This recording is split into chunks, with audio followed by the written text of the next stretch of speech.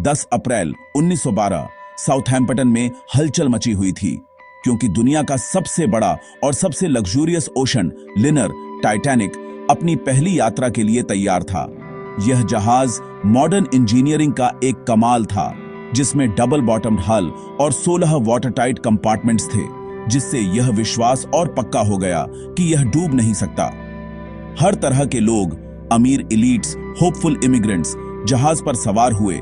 हर कोई अमेरिका में एक नए जीवन या एडवेंचर के सपने का पीछा कर रहा था। टाइटैनिक का डिपार्चर एक स्पेक्टिकल था, प्रगति और मानवीय उपलब्धि का एक celebration. Captain Edward John Smith, एक अनुभवी नाविक, इस जहाज को कमांड कर रहे थे, जो उनकी आखिरी यात्रा होने वाली थी। व्हाइट स्टार लाइन सिर्फ लग्जरी ही नहीं, बल्कि स्पीड भी चाहती थी। इसलिए टाइटैनिक को अटलांटिक पार एक तेज गति बनाए रखने के लिए मजबूर किया गया।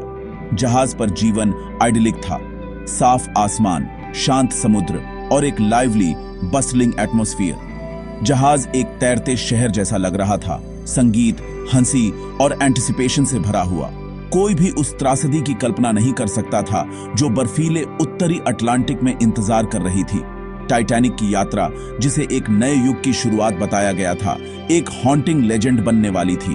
एक न डूबने वाले जहाज का सपना टूटने वाला था। इतिहास की सबसे कुख्यात आपदाओं में से एक के लिए मंच तैयार था। टाइटैनिक सिर्फ एक जहाज नहीं था, यह एक तैरता हुआ महल था, जो दुनिया के सबसे भव्य होटलों को टक्कर दे रहा था। इसका ग्रैंड स्टेयरकेस, शानदार डाइनिंग रूम और लेविश अमेनिटीज ने समुद्र में लग्जरी के नए मानक स्थापित किए। फर्स्ट क्लास यात्रियों को हीटेड पूल्स, एक जिम और प्राइवेट स्वीट्स मिलते थे, जबकि थर्ड क्लास के अकोमोडेशंस भी उस दौर के लिए साफ और कंफर्टेबल थे। जहाज समाज का एक माइक्रोकॉस्म था, जिसमें इसके लेआउट और एक्सेस में सख्त क्लास डिविजन्स दिखाई देते थे। हर डिटेल, फाइन चाइना से लेकर एलिगेंट फिक्सचर्स तक, इंप्रेस करने के लिए चुनी गई थी। फिर भी लग्जरी के नीचे टाइटैनिक टेक्नोलॉजी में उस युग के विश्वास और उसकी ब्लाइंड स्पॉट्स का प्रतीक था। जहाज की भव्यता ने उन कमजोरियों को छिपा दिया था जो जल्द ही उजागर होने वाली थीं। टाइटैनिक की न डूबने वाली प्रतिष्ठा ने खतरनाक ओवर कॉन्फिडेंस पैदा किया। इसके वाटर टाइट कंपार्टमेंट्स इतने ऊंचे नहीं थे, जिससे अगर बहुत सारे भर जाते तो जहाज कमजोर पड़ जाता। एक लास्ट मिनट ऑफिसर चेंज ने लुकआउट्स को बाइनोक्यूलर्स के बिना छोड़ दिया, जो एक अंधेरी, चांद रहित रात में एक महत्वपूर्ण नुकसान था। आइसबर्ग की कई चेतावनियां मिलीं, लेकिन सभी ब्रिज तक नहीं पहुंच पाईं, क्योंकि वायरलेस ऑपरेटर्स ने यात्री संदेशों को प्राथमिकता दी। व्हाइट स्टार लाइन के चेयरमैन जे ब्रूस इज़मे के दबाव में जहाज एक जाने माने आइस फील्ड से लगभग मैक्सिमम स्पीड पर गुजर रहा था। ये छोटी छोटी गलतियां, अनदेखी चेतावनियां, गायब बिनोक्यूलर्स, रिलेंटलेस स्पीड ने मिलकर एक परफेक्ट स्टॉर्म बनाया। टाइटैनिक आपदा की ओर दौड़ रहा था। उसका भाग्य फेटल मिसजजमेंट्स की एक श्रृंखला से तय हो गया था। सुरक्षा का भ्रम जल्द ही टूट जाएगा। आपदा अब इनेविटेबल थी। 14 अप्रैल 1912 की रात अजीब तरह से शांत और चांद रहित थी। आपदा के लिए परफेक्ट कंडीशंस। रात 11:29 बजे लुकआउट फ्रेडरिक फ्लीट ने एक विशाल आइसबर्ग को बहुत देर से देखा। क्रू ने डेस्परेटली जहाज को मोड़ने और रिवर्स करने की कोशिश की, लेकिन विशाल जहाज ग्लांसिंग ब्लो से बच नहीं पाया। आइसबर्ग ने स्टारबोर्ड हल के साथ 6 कंपार्टमेंट्स को फाड़ दिया। अधिकांश यात्रियों को केवल एक हल्का झटका महसूस हुआ। उन्हें नीचे के मॉर्टल वुंड का पता नहीं था। थॉमस एंड्रयूज, जहाज के डिजाइनर, ने जल्दी से नुकसान का आकलन किया। टाइटैनिक कुछ ही घंटों में डूब जाएगा। न डूबने वाला जहाज बर्बाद हो गया था। जैसे ही वास्तविकता सामने आई, कंफ्यूजन फैल गया। शांत सतह ने एक चलती हुई कैटास्ट्रोफी को छिपा दिया था। त्रासदी की उलटी गिनती शुरू हो चुकी थी। कैप्टन स्मिथ ने लाइफ बोट तैयार करने और डिस्ट्रेस सिग्नल्स भेजने का आदेश दिया, लेकिन अराजकता और अविश्वास ने निकासी को धीमा कर दिया। टाइटैनिक में केवल आधे लोगों के लिए पर्याप्त लाइफ बोट थीं, जो पुराने रेगुलेशन से मुश्किल से ज्यादा थीं। कई यात्री सुरक्षित जहाज को छोड़ने में हिचकिचा रहे थे, इसीलिए शुरुआती लाइफ बोट आधी खाली ही चली गईं। विमेन एंड चिल्ड्रन फर्स्ट को अनइवनली लागू किया गया, जिसमें फर्स्ट क्लास यात्रियों को प्राथमिकता दी गई। थर्ड क्लास के यात्री बंद गेटों और बोट डेक से दूरी के कारण फंसे हुए थे। उन्हें ग्रिम ऑड्स का सामना करना पड़ा। जैसे ही जहाज का बो नीचे डूबा, पैनिक फैल गया। बैंड ने भीड़ को शांत करने के लिए बजाना जारी रखा। जब तक आखिरी लाइफ बोट निकली, तब तक 1500 से अधिक लोग डूबते हुए जहाज पर रह गए थे। समय के खिलाफ दौड़ हार चुकी थी। जैसे ही आखिरी लाइफ बोट्स दूर बह गईं, टाइटैनिक के आखिरी पल केओस और टेरर से भरे थे।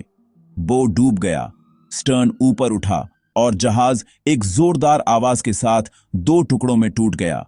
सुबह 2:20 बजे टाइटैनिक लहरों के नीचे गायब हो गया। रहा 500 से अधिक लोगों को जमा देने वाले पानी में डुबो दिया। ठंड लीथल थी। बचने का समय मिनटों में मापा गया। केवल एक लाइफ बोट सर्वाइवर्स की तलाश में लौटी। अधिकांश बर्फीले अंधेरे में मर गए। रेस्क्यू शिप कारपेथिया घंटों बाद पहुंची। उसे केवल लाइफ बोट्स और कांपते हुए सर्वाइवर्स मिले। रात का हॉरर खत्म हो गया था, लेकिन त्रासदी अभी शुरू ही हुई थी। दुनिया उस रात जो हुआ उसे कभी नहीं भूलेगी। टाइटैनिक की कहानी मानवीय साहस, त्रासदी और स्टार्क इनइक्वालिटी की कहानी है। कैप्टन स्मिथ और डिजाइनर थॉमस एंड्रयूज दूसरों की मदद के लिए रुके, जो कर्तव्य और बलिदान के प्रतीक बन गए। लाइफ बोट्स में मार्गरेट मॉली ब्राउन की वीरता लेजेंडरी बन गई, जबकि जे ब्रूस इसमे के बचने से उन्हें जीवन भर शेम मिली। क्लास ने भाग्य तय किया। फर्स्ट क्लास के बचने की दर स्टीरेज से कहीं अधिक थी, जहां कई लोग नीचे फंसे हुए थे। बाद में सर्वाइवर टेस्टिमोनीज ने बहादुरी और हानि की दिल दहला देने वाली कहानियों को उजागर किया। इस आपदा ने गहरे सामाजिक विभाजनों को उजागर किया और पब्लिक आउटक्राई का कारण बनी। अमेरिका और यूके में जांच ने जवाब मांगे, लेकिन मानवीय कहानियों ने सबसे गहरा निशान छोड़ा। टाइटैनिक सिर्फ एक जहाज का डूबना नहीं था, यह मानवीय भेद्यता का प्रतीक बन गया। इसकी विरासत उन खोए हुए और बचाए गए लोगों की कहानियों में बनी हुई है। 70 से अधिक वर्षों तक टाइटैनिक का रेस्टिंग प्लेस एक रहस्य था। विशाल अटलांटिक की गहराइयों में खो गया था। 1985 में डॉडिड रॉबर्ट बोलार्ड की टीम ने व्रेक की खोज की, जिससे सर्वाइवर अकाउंट्स की पुष्टि हुई और हॉन्टिंग आर्टिफैक्ट्स सामने आए। इस त्रासदी के कारण व्यापक बदलाव हुए। अब जहाजों में पर्याप्त लाइफ बोट होती हैं, 24 घंटे रेडियो वॉचेस चलती हैं और इंटरनेशनल आइस पेट्रोल उत्तरी अटलांटिक की निगरानी करता है। टाइटैनिक की कहानी मैरीटाइम सेफ्टी के लिए एक कैटलिस्ट बन गई। आज व्रेक धीरे धीरे घुल रहा है, उन खोए हुए लोगों का एक मॉन्यूमेंट। इसकी विरासत अंतर्राष्ट्रीय समझौते द्वारा संरक्षित है, यह सुनिश्चित करते हुए कि यह रिमेम्बरेंस का एक स्थल बना रहे। टाइटैनिक की कहानी ह्यूब्रिस के खिलाफ चेतावनी देती है और हमें जीवन की फ्रेजिलिटी की याद दिलाती है। इसकी कहानी पीढ़ियों तक मोहित करती और सिखाती रहती है। सीखे गए सबक ने अनगिनत जानें बचाई हैं। टाइटैनिक त्रासदी और आशा दोनों के एक शक्तिशाली प्रतीक के रूप में कायम है।